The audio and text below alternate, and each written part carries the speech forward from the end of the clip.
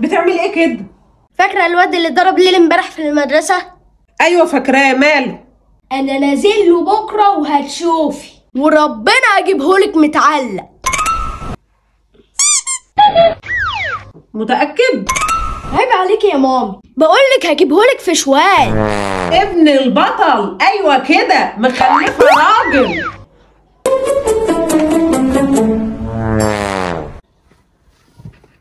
ازيك يا احمد؟ الله صحيح، عملت ايه مع الواد اللي ضرب ليلي؟ ما جاش النهارده، هرب الجبان.